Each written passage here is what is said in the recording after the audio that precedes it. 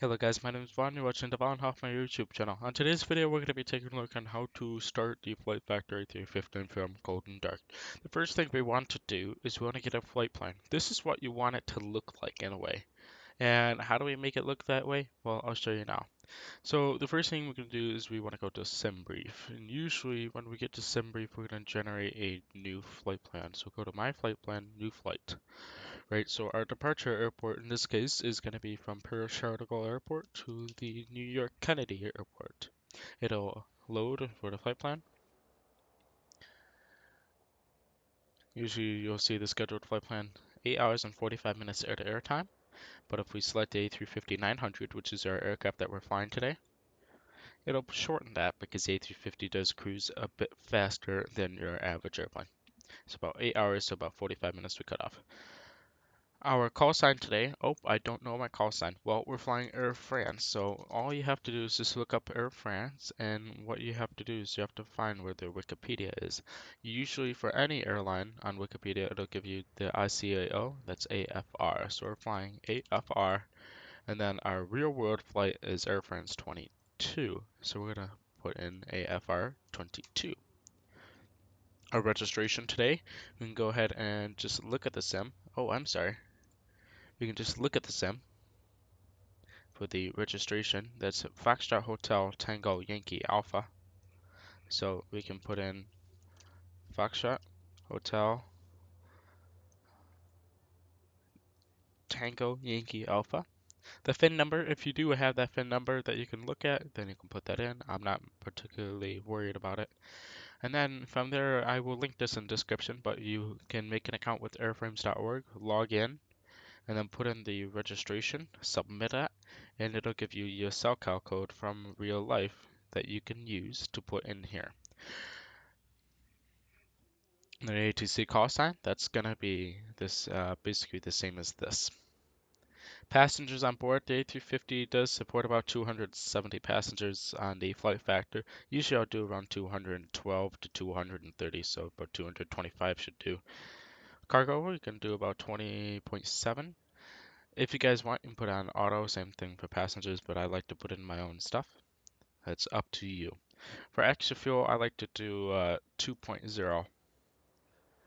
The Ofp layout is particularly important to figuring out many things for your flight. In this case, I do fly JetBlue Virtual, but I do not want this to be in a JetBlue layout. So we're going to put that into a little layout. Continuous fuel and reserve fuel doesn't matter. You can leave those on auto. In this case, I have it set to 35 and 45. It'll give you a departure number, so I don't even have to tell you guys. We're departing from Terminal 2E, sorry, Gate 18, and we're going to be arriving into Terminal 1, Gate 5. So now that we have the flight plan, that's valid for the current AIRAC, which I have yet to update to 2205. I think that's the current one, I'm not entirely sure. And there's our flight. And then once we generate the OFP, it will show us areas of turbulence that we may be expecting.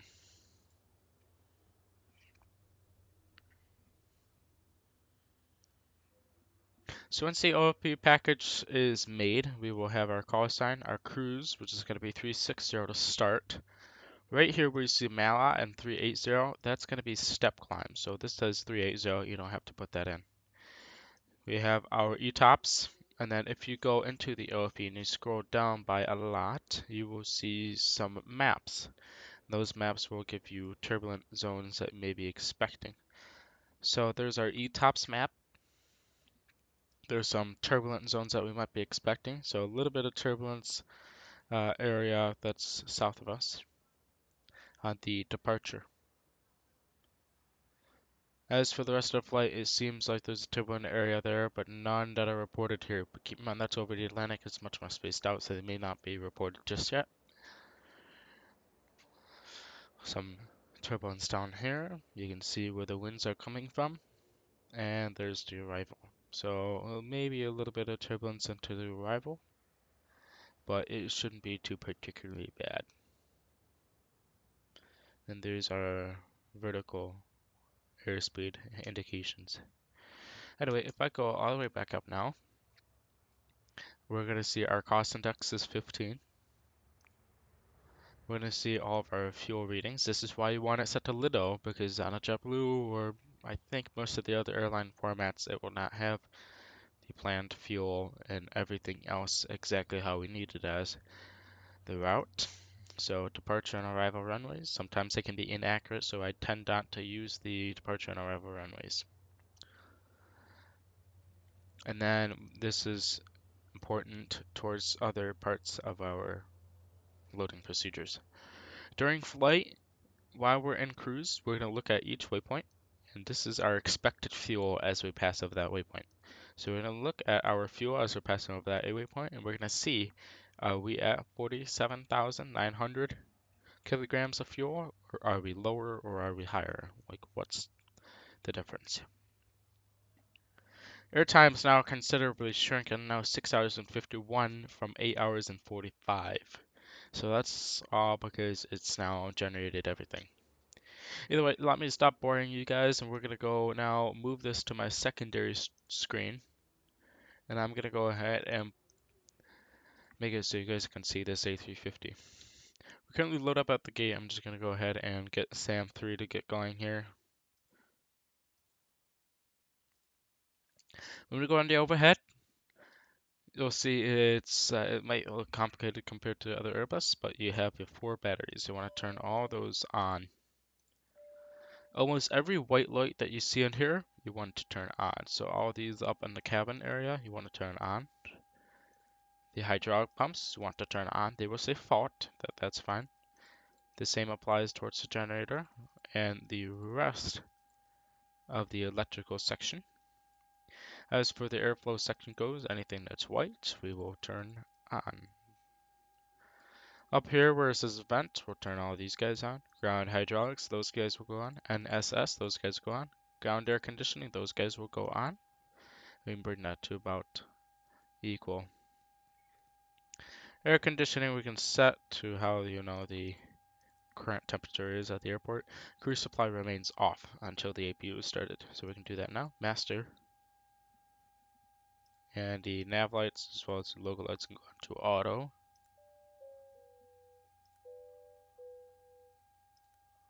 The emergency lights, no smoking seatbelt signs can come on. So if we look down, the flap is open, so we're good for APU start. Now we can monitor the APU start. We'll verify the park brake is set and both of the engine ignitions are set to off as well as norm. Now APU says avail on the screen. It's not going to say avail just yet, but we'll select APU bleed, APU generator, and the crew supply. So the cabin will start to get air. So now that we have power supplied to the aircraft, we're going to come over to this screen. Usually you would not, usually it would be like this when you first load up. What you want to do is you want to go here, select touchscreen, and then select save current. Additionally, if you do fly this aircraft in the United States more often or North America more often, you're going to set this to 18,000. You can select enter and then save it, but in this case we're departing and the default transition altitude is going to be 5,000. So we'll select that and enter that. First thing we'll do is go to ground service, doors and hatches. We can open them all.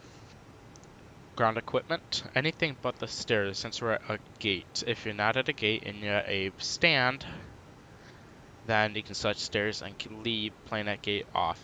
Electrical power is not needed now. If you are going to be at the gate for a little while and need ground power, you can select ground power 1 and 2, and they will show up as avail right here. You always will need 1, no matter if the APU is on or off, you always will need at least 1 on. As for the airplane goes, this is when we start loading some stuff into the aircraft.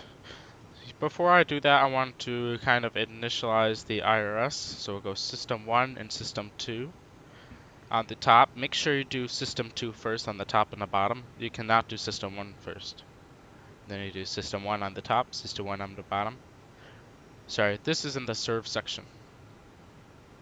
Turbulence, all these 6 little boxes want to turn on.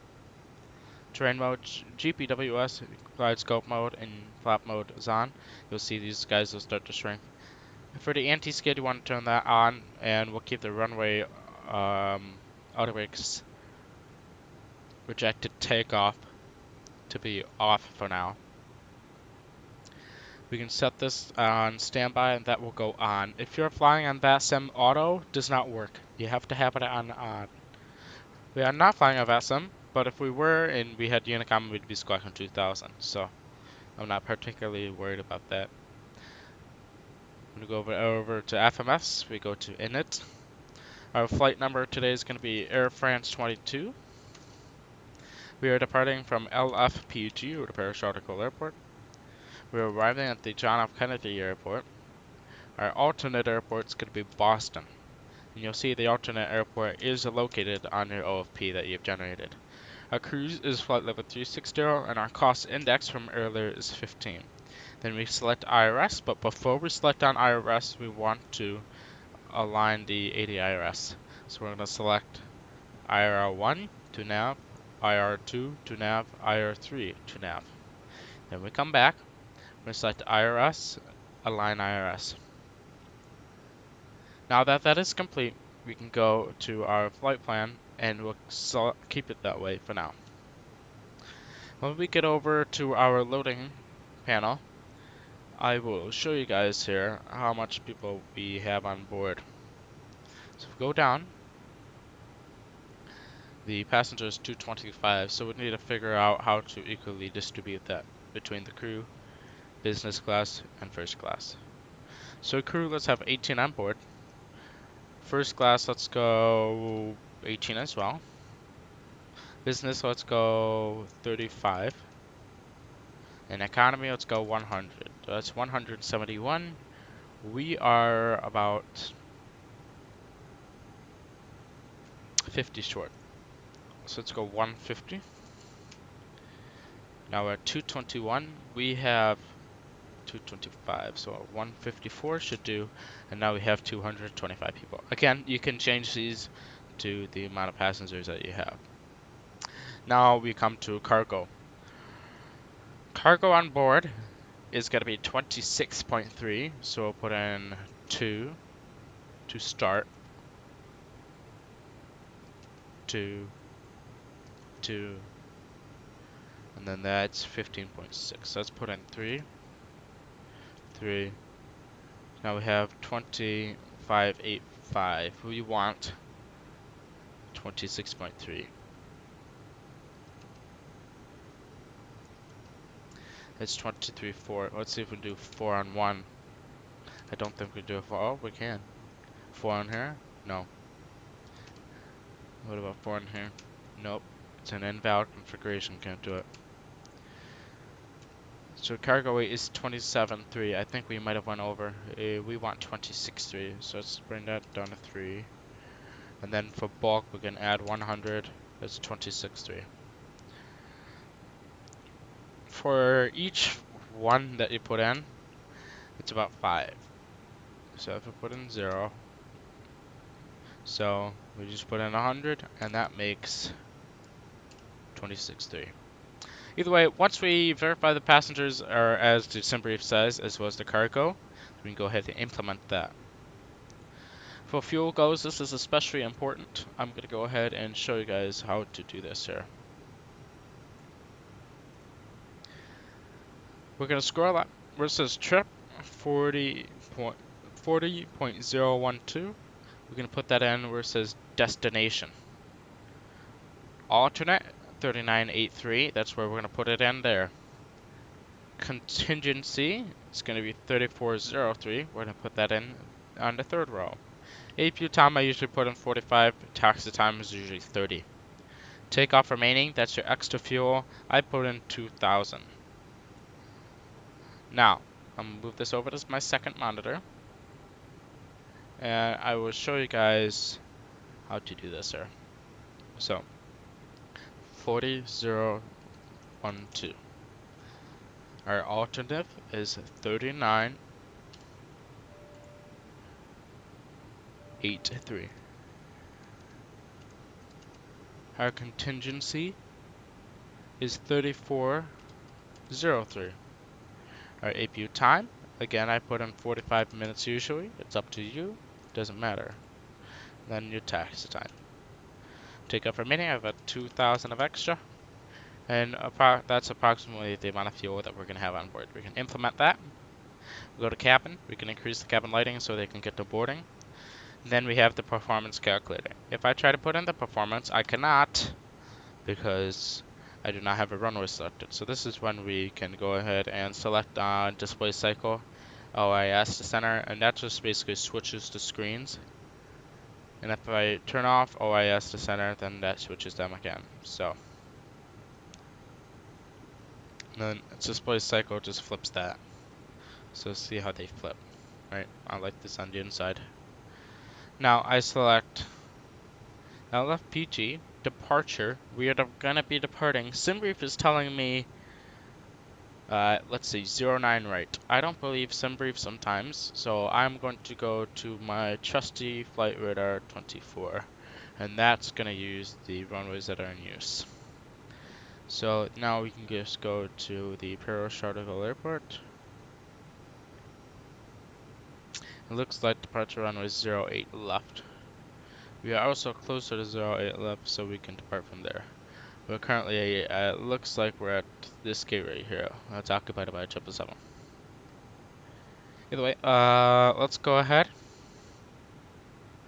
Clear out of that. We'll depart from 08 left today. As for the departure procedures go, we go to our SimBrief. We're departing from a LGL5 Golf.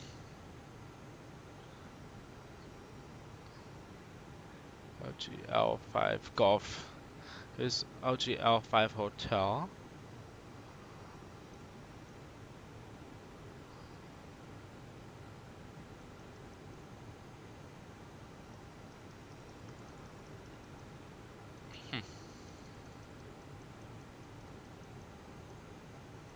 Now, ladies and gentlemen, I'm going to do some digging and figure out what our actual procedure is. Okay, so I've just selected LGL 5 Hotel since that takes us to the same waypoint after. So now we look at our flight plan, which is probably my least favorite part. Our first thing we're going to put in after LGL is an airway. If you do have an airway, you're going to select the waypoint, sorry. You select the waypoint, you can select airways. When it click on VIA, we're going to put in your airway. So in this case, it's going to be UN502. When you select enter, it will have 2, and then your next airway if you have one. Then it's set to JSY. In this case, we do not have another airway, so we select temporary flight plan. We scroll down. After JSY, then we select insert, and then it's going to be Liz Z. Enter, apply. Then we have to delete between JSI and then previous waypoint. From there, we have another airway, so November 160 to LND. Then Mike 142 to Leslu. And then that's going to take us to Mallet, which is going to be the first waypoint of our oceanic waypoints.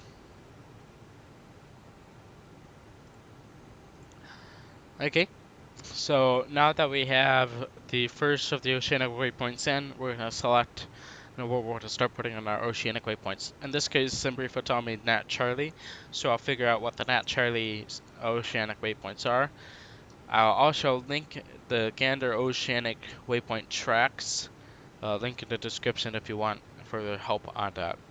Either way, our first oceanic waypoint is 5320 north.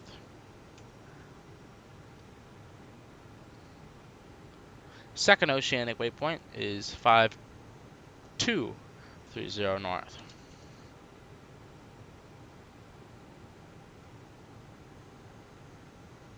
third oceanic waypoint's 5140 north. And our fourth and final oceanic waypoint is 4950 north.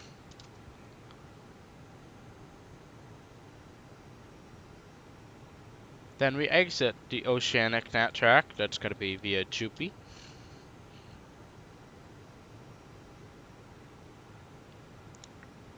And then we continue after Nat Charlie. So after Jupi, we take our airway. If you do accidentally select overfly, which I do, it'll have a little triangle. Just select it again and it'll go away. Now, November 278 Bravo is our airway. Taking that to Alex.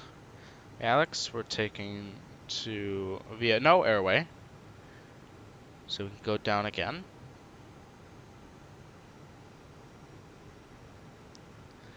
We'll take that to Plim. And then that's going to be the transition for the Part 3 arrival into Kennedy. One thing you don't have to do is you can just click on JFK here for the arrival instead of having to click on JFK. Either way, you can select JFK here. Runway for arrival. We'll go off sim brief since it's going to be an 8-hour flight, but we'll just check it for the arrival and we can switch it then. Either way, we're going to select the, let's see, RNAF 13 via Covier, 13 right, via Covier. We'll descend via Departure 3 via Plim. From there, we'll just verify everything's good, that we have a discontinuity. And then for the Boston flight plan, you may put that in, but if we are going to divert, which I doubt we are, then you don't have to. Next thing we do is we're going to put in constraints. We'll go step altitude, and then we're going to go all the way up. And like I said to you guys before, we're going to initially cruise 360, and then at Mallet, once we go to that waypoint, we're going to climb to 380. So that's a step climb that we call. So at Mallet, we'll put our flight level 380, and that's going to be our final. From there, we go to fuel and load. And we're going to come back down here. We'll select passenger. Our ZFW is 192.9. Our block fuel, I usually just go off SimBrief. So our SimBrief block fuel is 53.4.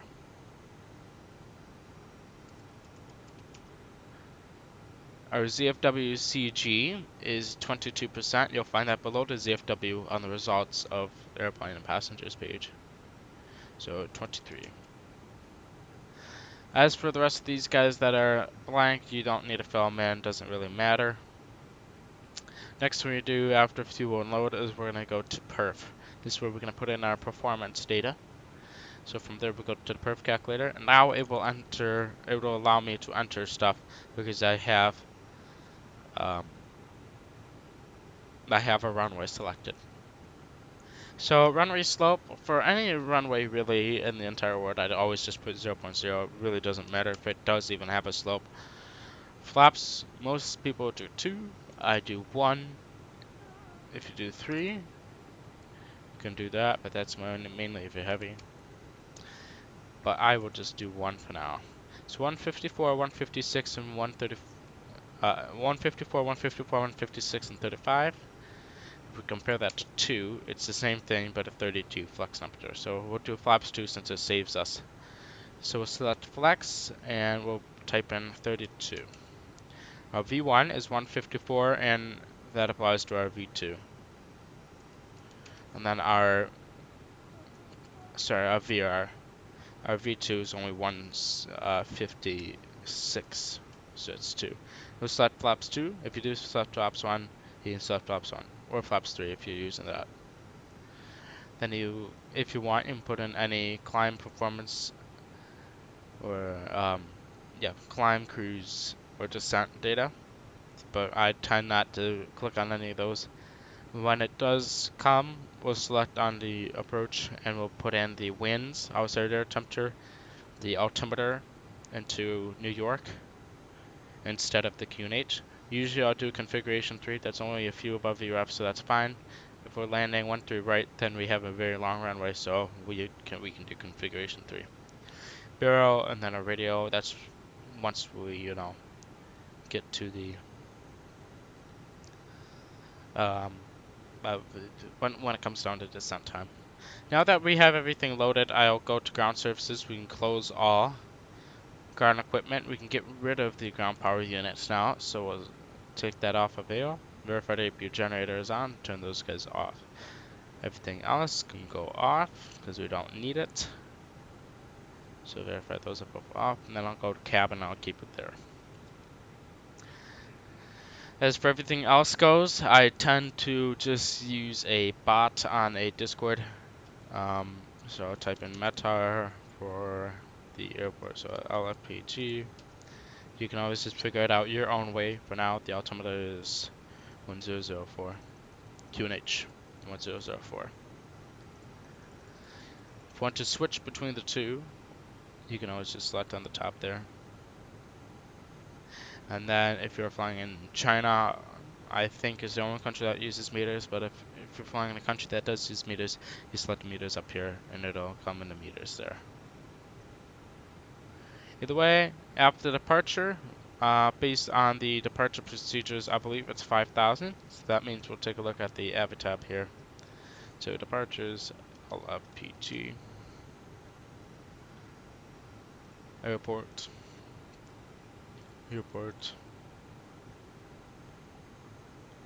and I believe we're terminals 1. Nope, we're terminals 2, I guess. Yes, we're terminal 2 Echo. So Echo 18. When we push back, we're gonna push back facing the west, and then we'll continue towards Tango Echo 1. Continue.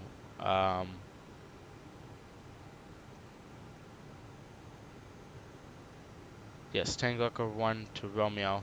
Sorry, I thought that was the other part of the airport, which is confusing me.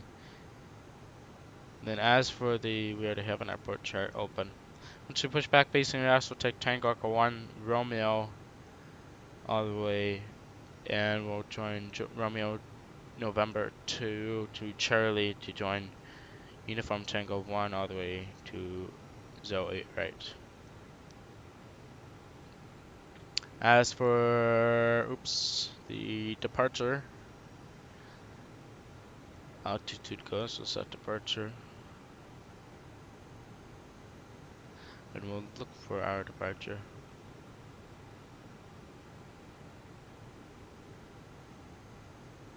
We're doing a Landy 5 Hotel.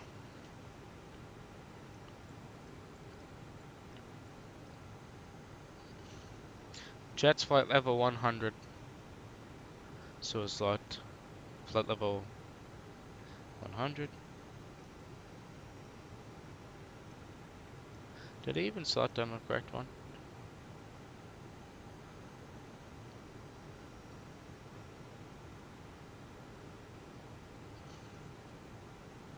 Okay, yes I did, okay. So I'm getting confused. Okay. Looking good for the initial clearance. Now everything on the overhead looks good. APU bleed is on. I think we're ready to go here shortly. We're just gonna do an initial cockpit preparation here. So we're gonna verify that the serve here, status of switches, controls are all on auto or on, right? If we go to ATC com, that's not working, or the FCU backup. Flight plan is entered. The perf is entered for the departure perf. We're doing a flex takeoff, so I should probably switch that. So yep. Then we will verify that the ZFW block and ZFW CG is in.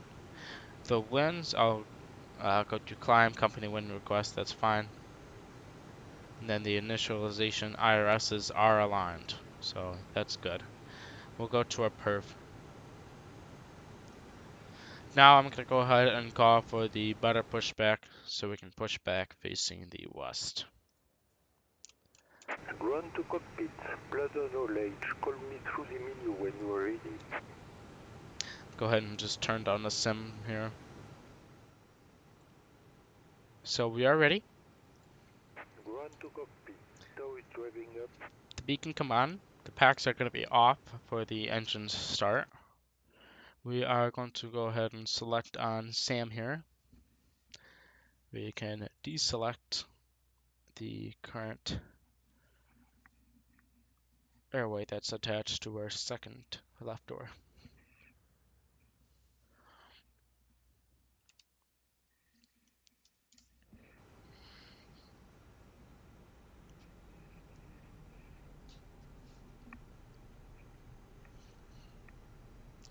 So, in case you want to talk to air traffic control, at this point would be the time we're going to get clearance for the push and start, right? So we're going to select on the top of the button. Then you're going to turn it up. Then you're going to select for the green on VHF1. To retune, you select on the right where it says standby. Now it's highlighted in blue. And we're going to be tuning to 122.45. To change it, we're going to switch by clicking on the left. To squawk, we select on the squawk page. We always want it on master. Verify says on, and the mode, when you switch it, you always want it on on.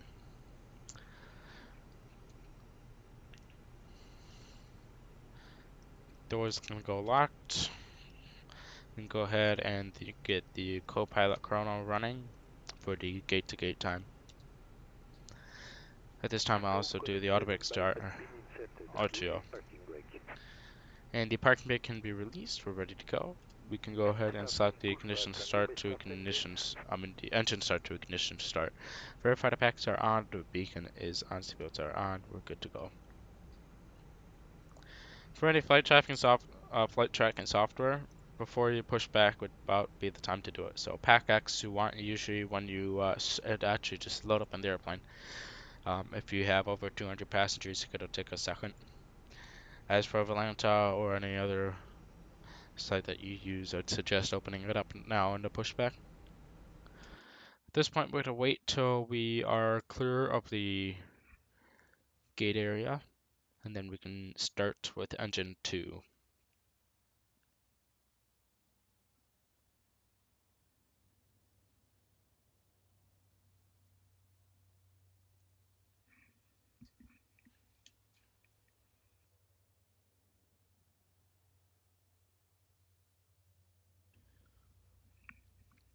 And then go ahead and continue with engine 2 start.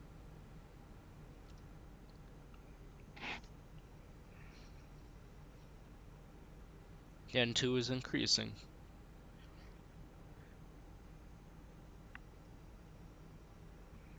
And we have N1 rotation.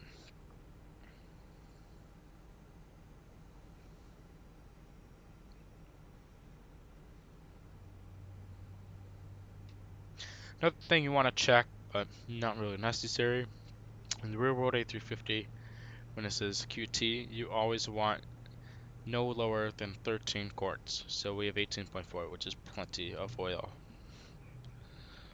So around 2.3 is when our engines are stabilized and started.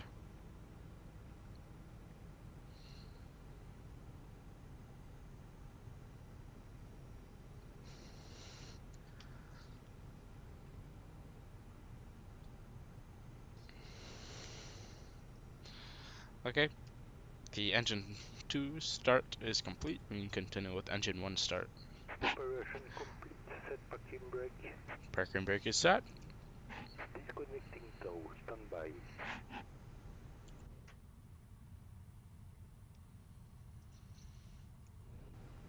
Frames aren't treating me well.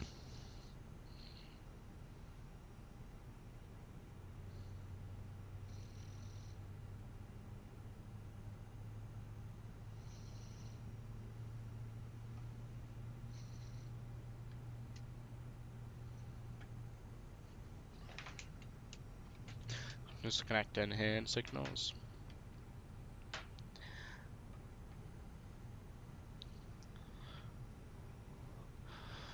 And we got 2.3. Ignition start to normal. Flaps 2 for departure we can select now. We can do a little speed brakes check. Verify left and the right wing. Speed brakes, if we want them arm, you retract them and then just bring them out a little bit. You hear a little click. Hand signal on the right. We'll see you next time on Have a Safe Flight. We'll select flight controls. Let's do left aileron, right aileron, pitch up, pitch down, left rudder, right rudder. Flight controls are checked. And we're looking good. Auto brakes to arm. The packs come on now that the engines are started. APU bleed can come off. APU master will remain on for now. We're gonna go ahead and pull up a before taxi checklist.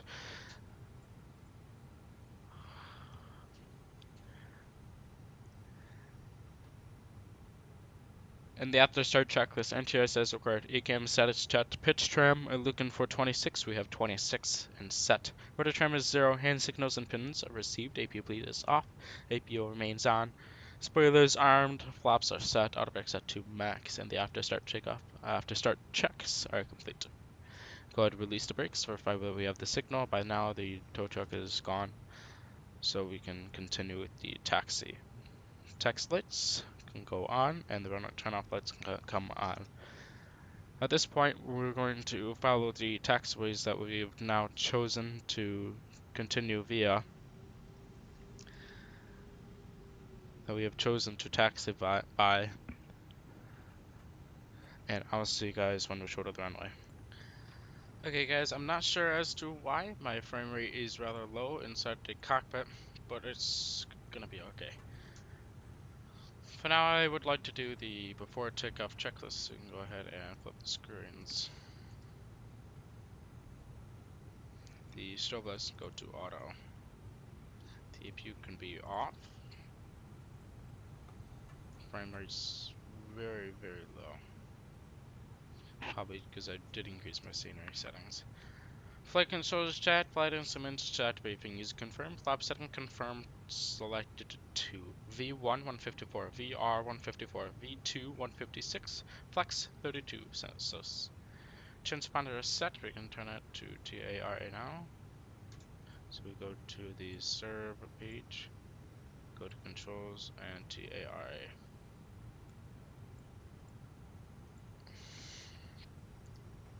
With the radar is set, it came up with takeoff no blue. We're waiting for the takeoff config test, so we can do that now by selecting on the pedestal below the thrust levers.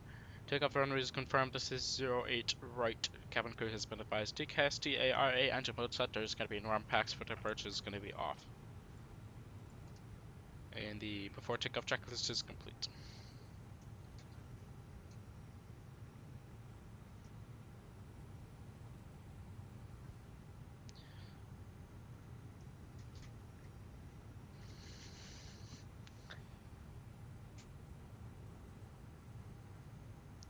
Clear on the left and we're clear on the right.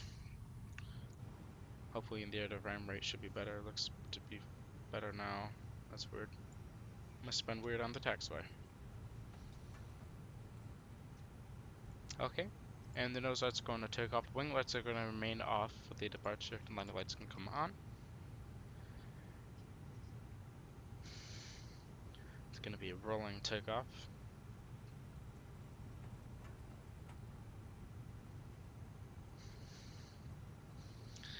Okay, the chrono's coming on. Nose is going down.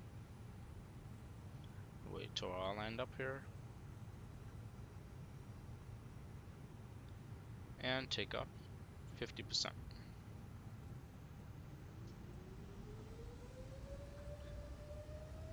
And flex SRS plus 32, auto thrust blue, runway update. Thrust set, all conditions normal.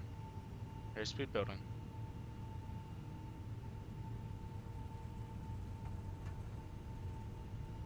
100 knots. Power set.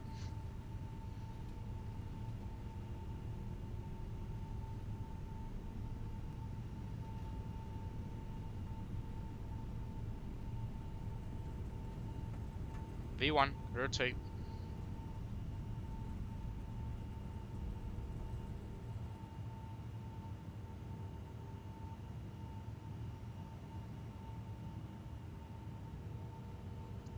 Positive rate gears going up.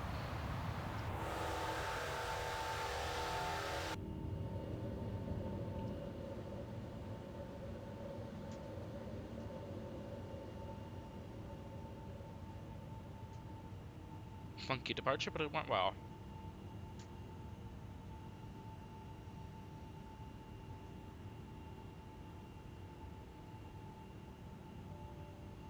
They're set to climb. Reducing pitch. Nav. Checked.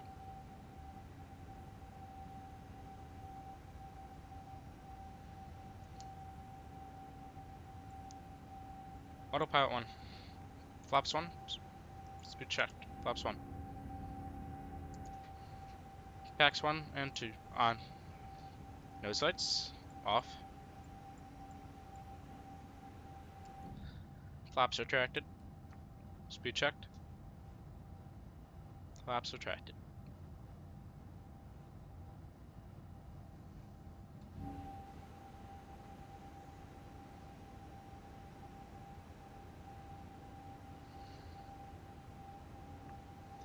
Well, ladies and gentlemen, I'm going to end it here. There's not much that the aircraft is going to do from now other than climb via the altitude waypoints.